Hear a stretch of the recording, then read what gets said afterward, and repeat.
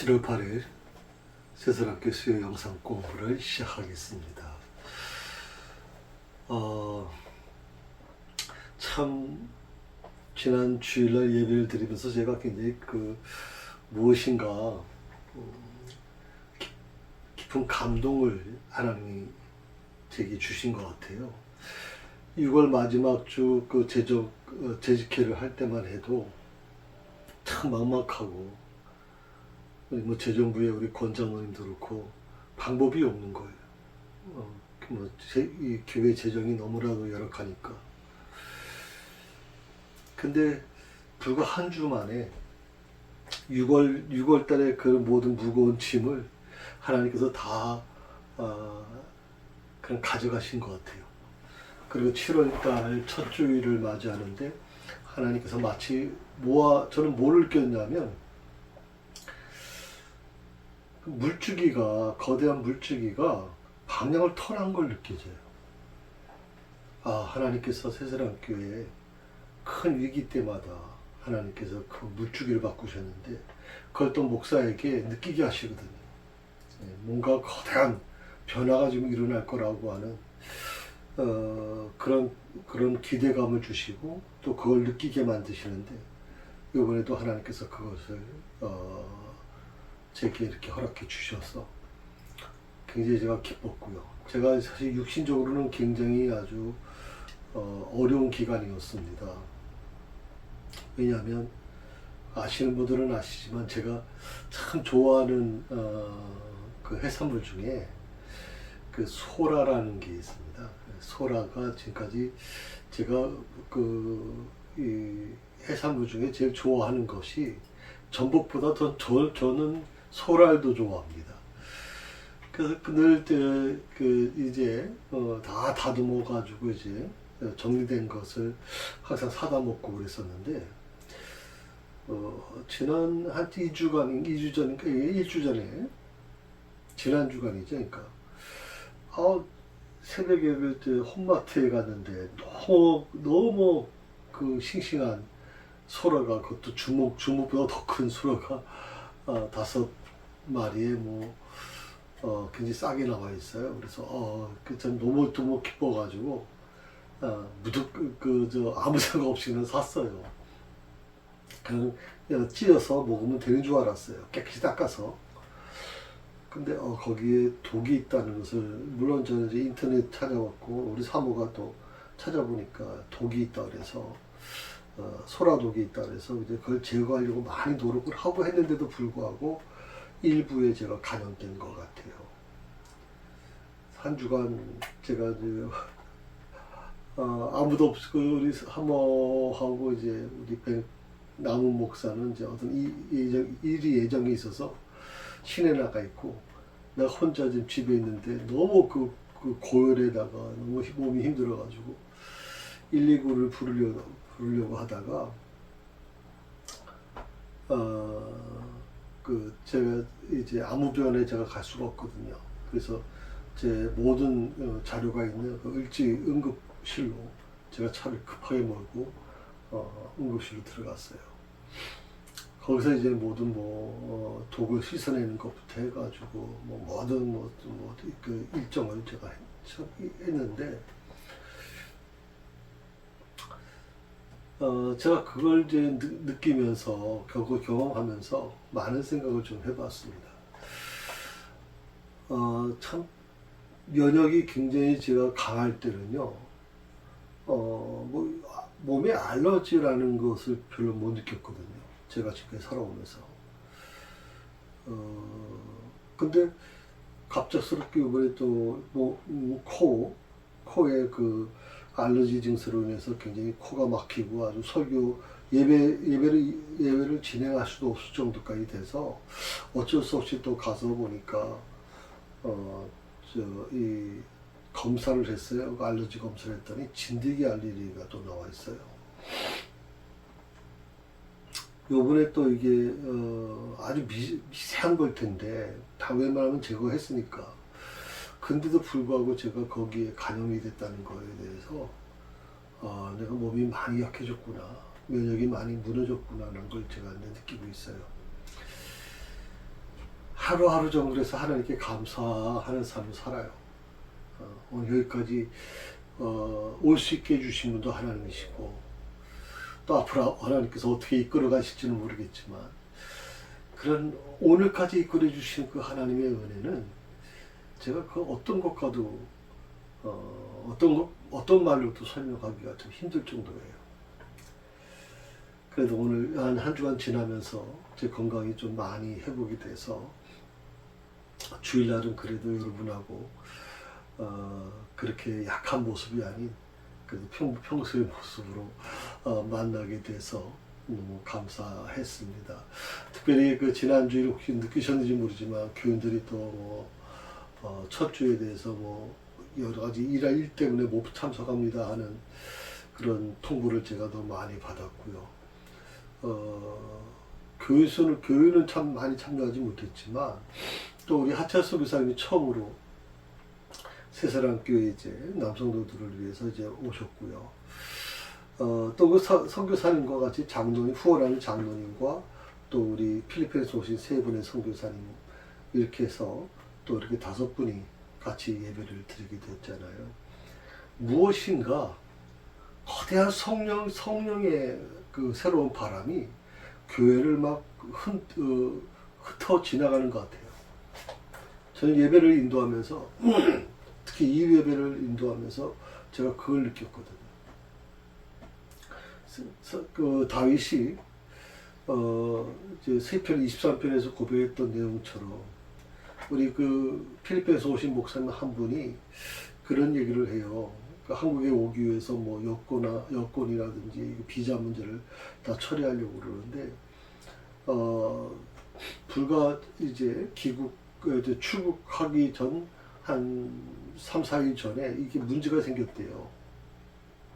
그래가지고 한국에 오지 못할 수도 있겠다 이렇게 생각을 할 정도로 굉장히 어려운 시간을 보냈습니다.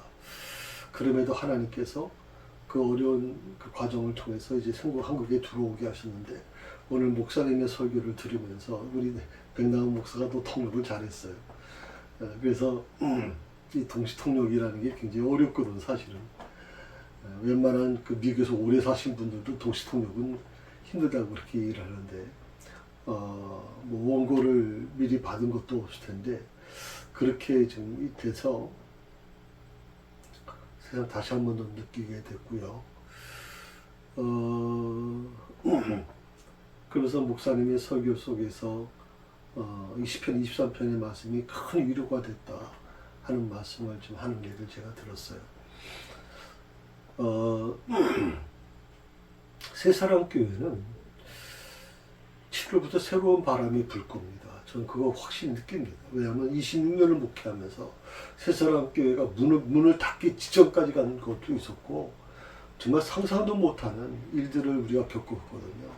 그럴 때마다 하나님께서는 그 이후에 피할 길을 열어주셨고, 그리고 전혀 불가능하다고 생각하는 그 순간 또 다른 길이 열어지고 또 다른 새로운 그 성도들이 들어오면서 새사랑교회가 또다시 일어날 수 있는 그런 발판을 만들기도 하고, 여러 가지 우리가 그런 것을 겪어왔기 때문에 이번에 특별히 하나님이 그런 은혜를 주신 것이 너무 감사하고, 가장 힘든 시기에 우리 사랑하는 성도들이 절망하거나 좌절하지 않고 하나님을 의지하고 다시 시작할 수 있는 성령의 강한 역사의 그 바람이 우리 새사랑교회 성도들의 가정과 여러분의 모든 일터위에 또 우리 새사랑교회에 함께 넘쳐나기를 간절히 축원합니다.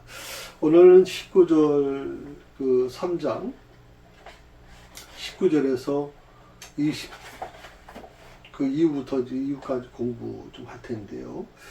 19절에서 20절까지는 이제 그 원래 단락으로 보게 되면 각 16절에서 18절 단락이 끝나고 19절, 20절 이제 단락이 됩니다. 그래서 사실은 어떻게 보면 중요한 내용은 아닙니다. 그러니까 한번 내용을 한번 제가 읽어볼 때 같이 성경 찾아보세요. 3장 19절에서 20절입니다. 여호와께서는 지혜로 땅을 세우셨으며 명철로 하늘을 굳게 펴셨고 그 지식으로 해양이 갈라지게 하셨으며 공중에서 이슬이 내리게 하셨느니라. 아멘. 하나님께서는 지혜로 땅을 세우셨다. 지구를 세우셨다. 이렇게 얘기해요. 땅이라고 하는 표현은 이제 뭐 물론 이제 사람이 살 수 있는 지구를 의미한다고 보죠. 지구는 어떤 곳이 공중에 떠 있는 거대한 공과 같아요. 우리는 이 지구의 땅을 이제 발을 딛고 살면서 지구의 관점에서 이제 우주를 바라보잖아요. 그런데 우주에 가신 그 우주인들이 보면 지구도 역시 동그랗게 혼자 동그랗게 떠 있어요.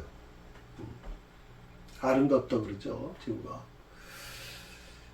그 무게는 뭐 우리가 보통 표현할 수가 없을 정도인데 이 지구가 하루에 한 번씩 자기 스스로 이제 돌잖아요. 그리고 한 번에 한 번, 1년에 한 번씩 태양주위를 돌게 되는데 거기에서 나타나는 게 이제 중력이라고 하는 거예요. 끌어당기는 힘, 중력. 이런 또 하나 지구의 특징 중에 하나가 뭐냐면 그 표면에 35만 종 이상의 식물들이 살고 있다. 뭐 거기에 뭐 4천 종의 동물과 6천 종의 파충류와 80만 종의 벌레들이 있다. 그렇게 이제 생물학자들이 얘기한다 그래요. 참 어떻게 보면 신기한 땅이죠. 물론 우리가 이제 사람이 살 수 있는 땅, 이제 화성을 또 겨냥을 해서 이제 화성을 탐사하고 이제 그러지 않습니까? 그렇지만 사실 사람이 그 지구처럼 사람이 살 수 있는 마음껏 호흡할 수 있고 푸른 모든 먹이가 이제 살 수 있는 그런 곳은 사실 우주에서 쉽지 않지 않겠나 생각이 들어요. 전 그렇다고 해서 그걸 뭐 화성에 뭐 우주인이 뭐 예를 들어서 우주인이 사람이 지구밖에 없다라고 하는 어떤 절대적인 그런 그 공간을 만들어 놓고 마지노선을 만들어 놓고 그렇게 하는 목사는 아니에요. 하나님이 세상을 만드시고 역사를 이 우주를 만드셨다면 하나님이 또 다른 어떤 계획이 있겠죠. 그러니까 그 우리의 어떤 그 조그마한 어떤 지식으로 판단하는 게 좀 문제가 있다고 생각합니다. 또 뭐라고 얘기하면 하나님께서 명철로 하늘을 굳게 펴셨다고 얘기합니다. 명철로 하늘을 굳게 펴신다. 하늘은 여러분 아시는 것처럼 해와 달과 별의 세계입니다. 해와 달과 별. 근데 놀라운 것은 그게 무질서하게 움직일 것 같은데 우리가 이제 보통 우주공학 그 영화를 보게 되면 막 그냥 뭐 거기 돌들이 막 뭐 사방으로 오가고 뭐 이렇게 보잖아요. 근데 사실은 이 해와 달과 별의 세계가 굉장히 어떻게 보면 규칙적으로 이제 움직입니다. 그 자세한 내용은 뭐 저도 이제 그쪽 전공자가 아니기 때문에 좀 그렇게 넘어가려고 그럽니다. 그러니까 이것을 누군가 움직이는 분이 계시다는 거죠. 이렇게 우주가 그야말로 규칙적으로 움직인다면 해와 달과 별들이 아무런 부딪힘 없이 그렇게 조화롭게 이루어진다면 누군가는 이것을 만드신 분이 있을 것이고 누군가는 이것을 운행하시고 계시는 분이 계시지 않겠느냐라고 하는 것이 바로 우리 기독교적인 관점입니다.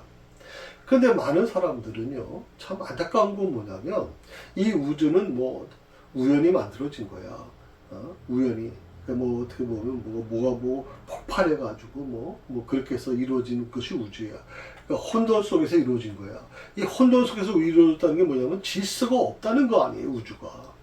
우주에는 질서가 없다고 생각하는 이 부분이 저는 더 심각한 문제라고 생각해요. 그렇다면 이 우주가 어떻게 그렇게 수많은 별들, 수많은 그 낙석들, 상상도 못하는 그런 것들이 있잖아요, 우주에 지금. 우주 손만 해도 몇 개요, 이야.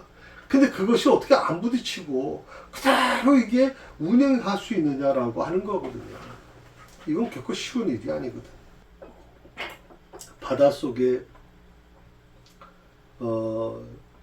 있는 그 생물들이, 물고기나 생물들이 21,700가지가 넘는다 그래요. 또 아직도 발견되지 않는 부분이 너무 많고요. 또 공중에서 이슬을 내리셨다라고 하는 표현이 있어요. 공중에서 이슬을 내리셨다. 이 표현은 좀 특이한 시적 표현인데,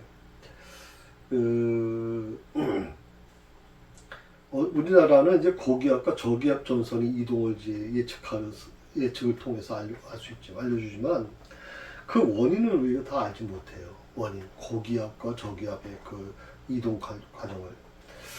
그래서 우리는 이것까지도 누군가 이 부분에 대해서 조절하는 분이 없이 이게 뭐 자연스럽게 아무렇게나 이루어지는 것이다 라고 생각한다면 그게 더 이상한 거겠죠. 그게 더 이상하겠죠.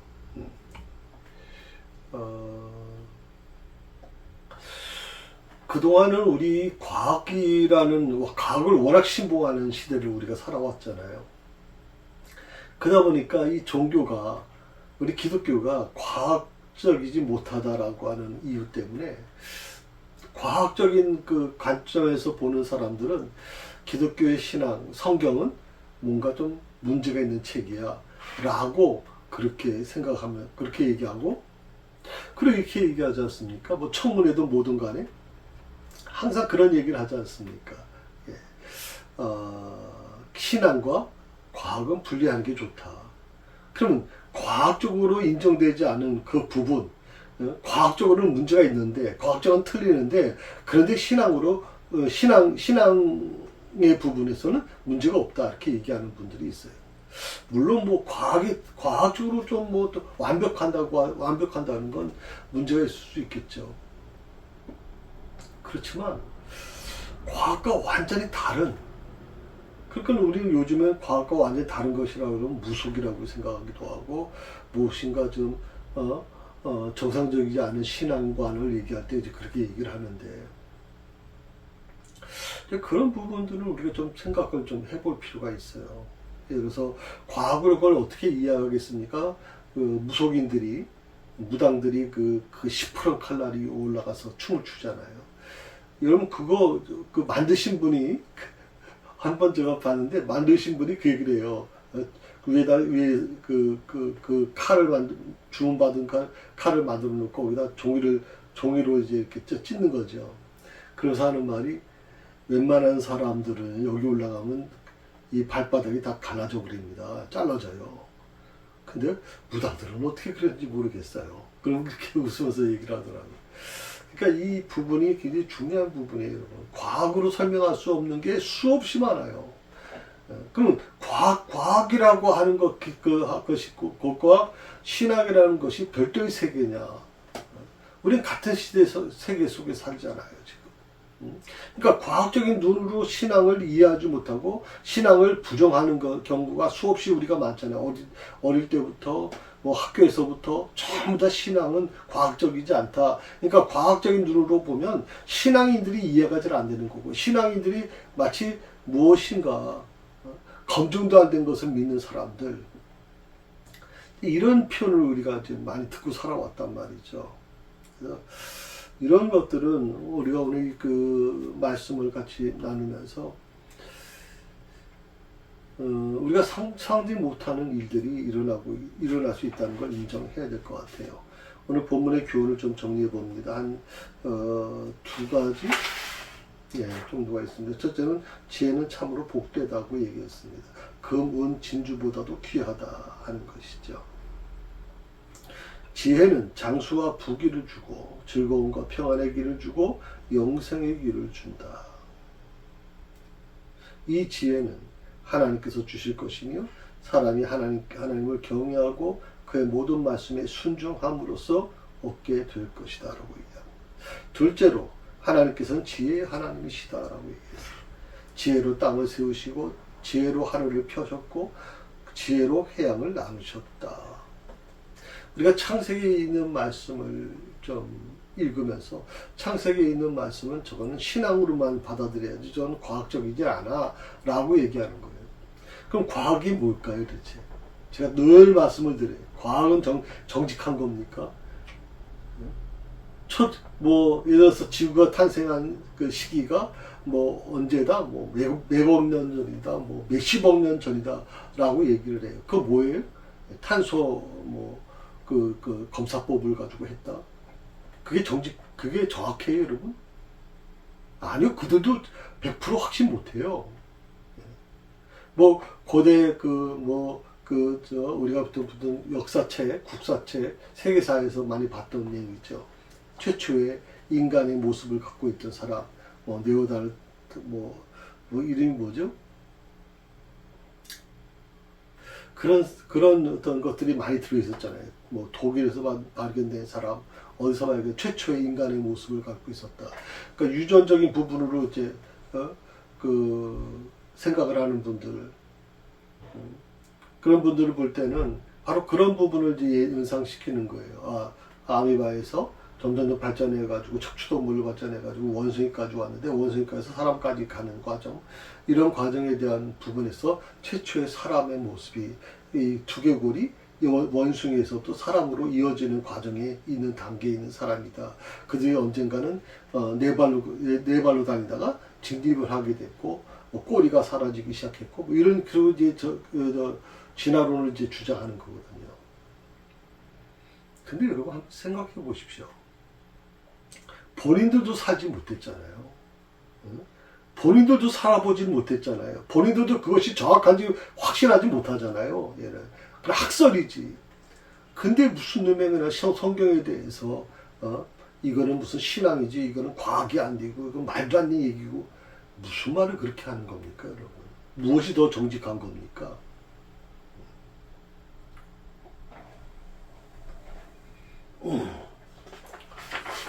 자, 21절에서 35절까지 할 수 있을지 모르겠습니다만은 25절부터 일단 하신 데까지 해보십시다. 21절에서 26절까지입니다.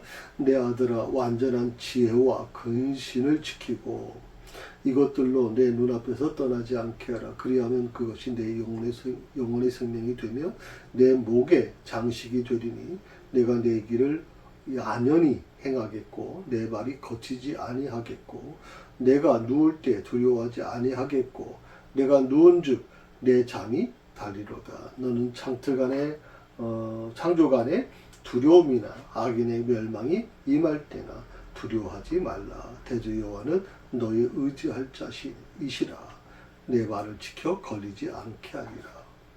완전한 지혜와 근신을 지키라. 완전한 지혜라고 하는 말은 우리 히브리어 원어에 보게 되면 투시아라고 하는 말을 썼는데 이게 건전하고 효력 있는 지혜. 그러니까 지혜는 지혜인데 지혜가 다 똑같은 지혜가 아니에요. 그러니까 건전하고 효력 있는 지혜. 어떤 지혜는 사람을 죽일 수도 있어요. 어떤 지혜는 사람을 속여먹기도 해요. 그러니까 이 지혜라는 것이 반드시 어떤 경계선이 필요해요. 완전한 지혜는 바로 그걸 의미하는 거죠. 근신, 완전한 지혜와 근신이라고 해요. 근신이라는 게 뭐예요? 분별력을 얘기해요. 그러니까 분별력을 지켜라. 근신을 지키라고 하는 말은 조금 요즘에 사용을 하지 않죠. 예, 분별력을 지키라 하는 것이 맞았고요. 그 다음에 그 중간에 내가 내 길을 안연히 행하겠고, 안연히라고 하는 말은 안전하게 행하겠다.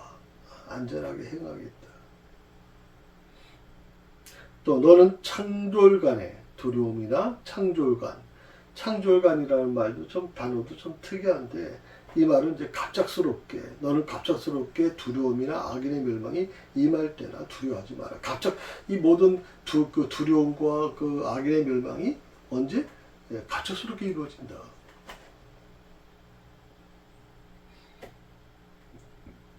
우크라이나 입장에서는 4년 전에 기가 막혔을 거예요.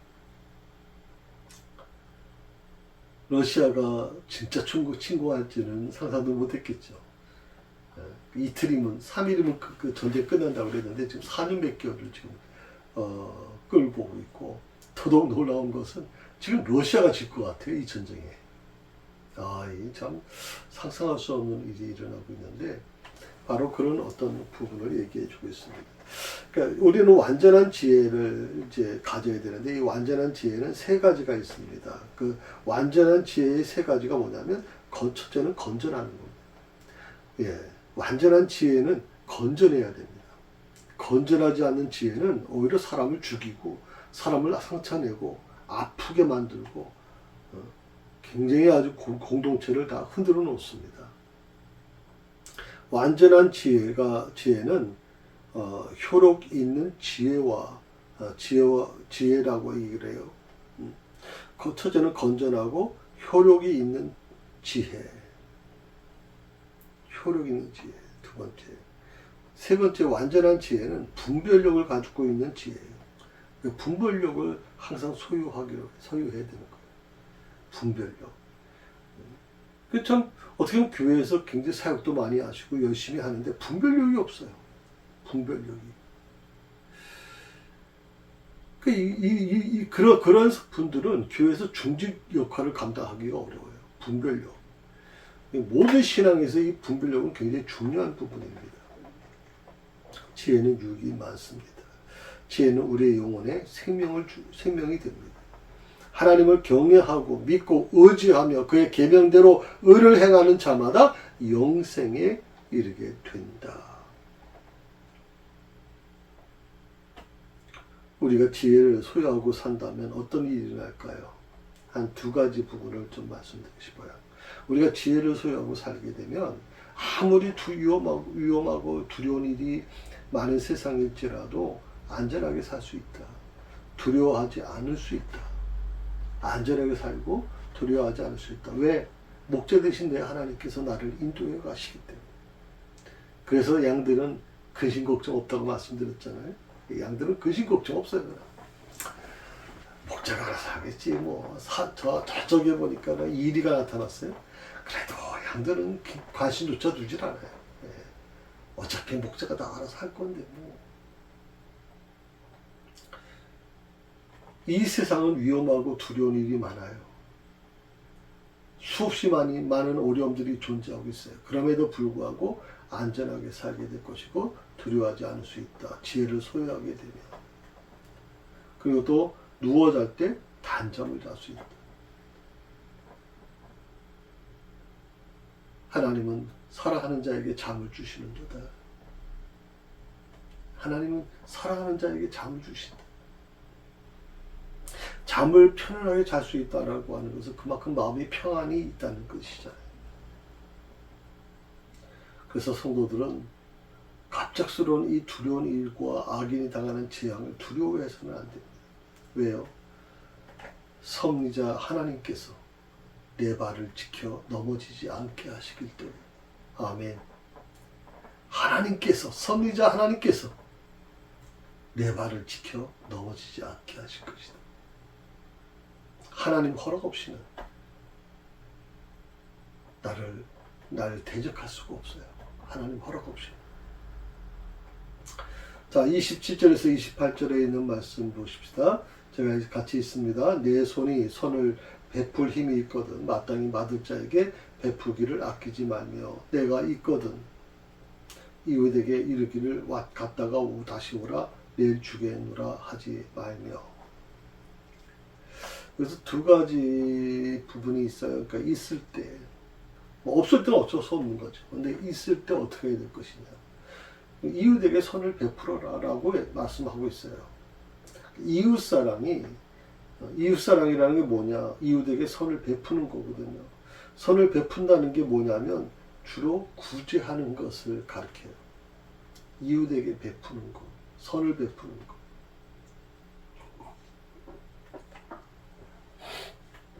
물론 선을 베푸는 과정에는 여러 가지 있어요. 상담도 하고 또 많이 힘들어하시는 분에게 이제 식사도 대접하는 거, 좀 많이 힘들어하는 분을 끌어안아 주는 거, 같이 울어주는 거, 다 좋은 부분이에요. 그런데 이 선을 베푼다라고 하는 말의 가장 기본은 구제를 한다는 거예요. 구제. 다시 말하면 주머니에 지갑을 열어서 직접적으로 그 사람의 필요를 채워주는 거다. 그렇게 이해하면 돼요. 자, 이 구제라는 게 뭐냐. 그렇게 얘기할 수 있어요. 베풀 힘이 있거든 이라는 말을 해요. 베풀 힘이 있거든. 그러니까 경제적 여유가 있거든 이라는 말이에요. 내가 경제적 여유가 조금 있으면 베풀 힘이 있거든. 경제적 여유가 좀 있다면 내가 경제적 여유가 없어요. 지금 하루 3끼 먹기도 힘들어요. 정말 하루 라면 하나 끓여 먹는 게 겨우 그렇게 끓여 먹는데, 그런 사람에게 왜 구제하지 않느냐, 왜 헌금하지 않느냐라고 얘기한다면, 저는 그건 굉장히 정말 하나님이 경노하실 것 같아요, 지금. 여러분, 이걸 분별할 수 없다라고 하는 것은 가장 슬프고 어려운 분들이 분별할 수 없다는 것.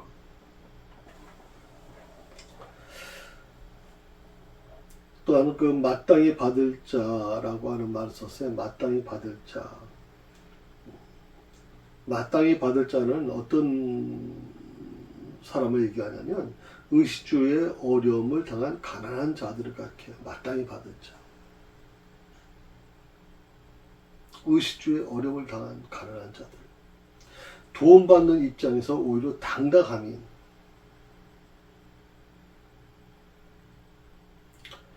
그러니까 구원받는 입장에서 오히려 당당한다는 거죠. 다 마땅히 받는다. 마땅히 받아야 될 거. 주는 자는 당당하지만 받는 자는 굉장히 고개 숙이거나 그렇잖아요. 의식주의 어려움을 당한 이 가난한 자들을 가리키고 있는 것인데, 구제는 하나님의 명령입니다. 이건 해도 되고 안 해도 되는 게 아닙니다. 반드시 해야 되는 겁니다. 하나님의 명령이기 때문입니다. 또 하나 뭐냐면, 내가 가진 하나님의 소유물을 하나님의 뜻대로 써야 하는 책임이 있습니다. 하나님이 물질을 주셨다면 그 물질을 하나님의 이름으로 그것을 써야 됩니다. 그 소유물을. 하나님께서 나에게 건강을 주셨다면 그 건강으로 하나님의 영광을 위해서 써야 됩니다. 그래서 마땅이라는 표현을 썼습니다. 마땅히 받을 자. 구제할 여유가 있고 구제해야 될 대상이 있다면 어떻게 될까? 구제하기를 아끼지 말아야 된다. 구제할 대상도 있고 구제해야 될 이 여유가 나한테 있다면 구제하는 것을 아끼지 말라. 갔다가 다시 와라 내일 주겠다라고 말하지 말라. 이미 마음이 돌아선 거죠. 갔다가 다시 와라 내일 주겠다. 줄 수 있겠습니까, 여러분? 자리를 피하죠. 잠언서 19장 17절은 구제를 하나님께 꾸어드리는 것이라고 얘기를 했어요. 잠언서 19장 17절에 보면 하나님께 꾸어주는 것, 그게 바로 구제다. 하나님께 꾸어주는 것. 그러니까 내가 채권자가 되고 하나님이 채무자가 되는 거예요. 이게 놀라운 일이거든요. 내가 구제를 한다는 것은 하나님께 꾸어드리는 거예요. 그러므로 우리는 손을 움켜쥐고 아끼는 마음을 품지 말고 손을 펴서 가난한 자들에게 넉넉히 구제하는 삶을 살아야 된다라고 합니다. 신명기 15장에 한번 읽어보시면 도움이 될 거라고 생각합니다. 29절에서 31절에 있는 말씀, 내 이웃이 내 곁에서 안연히 편안히 살거든 그를 모해하지 말며 사랑이 내게 악을 행하지 아니하였거든 까닭없이 더불어 다투지 말며 포악한 자를 부러워하지 말며 그 아무 행위든지 좇지 말라. 그러니까 이웃에게 악을 행하지 말아야 된다라고 얘기해. 이웃에게 악을. 이거는 어떻게 보면 이 유대 사회 속에서 어떻게 보면 이 말씀이 굉장히 중요한 의미를 지금 자리 잡고 있는 것 같아요.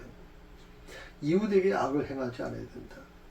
사실 어떻게 보면 우리는 멀리서 나를 아무도 모르는, 전혀 모르는 사람이 강도로 해가지고 우리 집에 들어와가지고 그런 흉측한 일을 저질렀다. 사실 물론 좀도둑은 그럴 수 있어요. 좀도둑은. 그런데 강도들이나 사람을 죽이는 과정에는 아무나 그렇게 할 수 있느냐? 쉬운 게 아니에요. 물론 그런 어떤 사람도 있겠지만, 그래서 이웃에게 악을 행하지 말라, 모해하지 마라. 이 모해라고 하는 모해라는 그 단어는 은밀히 계획하여 남을 해치는 것을 모해한다. 그래서 계획적인 범죄라는 뜻이에요. 오해, 계획적인 범죄. 이 현행법에도 보면 우발적 계획과 살인과 아니면 계획적 살인을 구분합니다. 똑같이 사람이 죽었는데 계획적인 살인이냐 아니면 우발적인 살인에 따라서 형량이 달라집니다. 이웃을 사랑한다? 예수님께서도 뭐 이웃 사랑에 대한 얘기했잖아요. 이웃을 사랑해라. 내 몸처럼 사랑해라. 라고 말씀하셨잖아요. 이웃 사랑하는 건 어떤 것을 얘기할까요? 이웃에게 악을 행하지 않는 거예요. 이웃에게 악을 행하지 않는, 악한 마음을 품지 않는 거예요. 악한 마음을. 그러니까 우리가 겉으로 보면 굉장히 아주 우리 원래 단일민족이었잖아요. 그 옆에 집에 뭐 숟가락이 몇 개인지도 다 알고 있잖아요. 근데 어떻게 보면 이웃에 대한 사랑이 없다 보면 이웃에게 악을 행하려고 하는 모습들이 자주 나타날 수 있어요.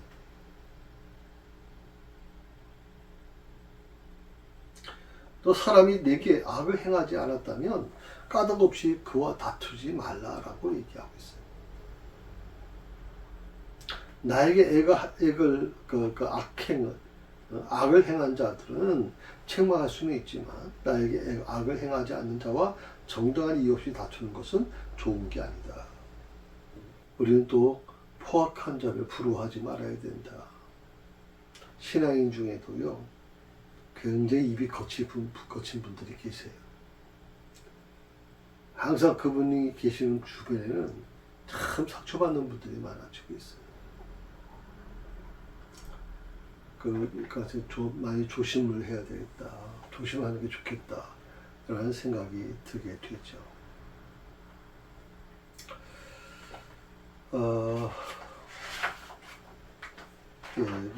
아마 32절 이후부터까지 하기는 힘들 것 같아요. 그래서 이거는 다음 주로 좀 넘기는 쪽으로 하겠습니다. 그리고 다음 주에는 4장 이제 공부 들어가겠습니다. 그래서 그 내용을 한번 좀 읽어보시면 좋을 것 같다 생각이 듭니다. 예, 기도하십시다. 감사합니다. 하나님, 이 종의 건강도 많이 지켜주셨고 우리 새사랑교회 너무나도 많이 부족하고 너무나도 많이 힘들었던 그 재정의 어려움을 하나님 한순간에 해소시켜 주셔서 감사를 드립니다. 하나님 아버지, 주께 간구하며 기도합니다. 아버지 하나님, 저희가 무엇을 해야 될지를 알게 해 주시옵소서. 오늘 주신 말씀을 깊이 묵상하게 하시고 참된 지혜가 무엇이며 완전한 지혜가 어떤 것인지, 그리고 나는 어디에 좀 서 있는지를 다시 한번 분별할 수 있도록 인도해 주옵소서. 감사하며 예수님의 이름으로 기도드립니다. 아멘.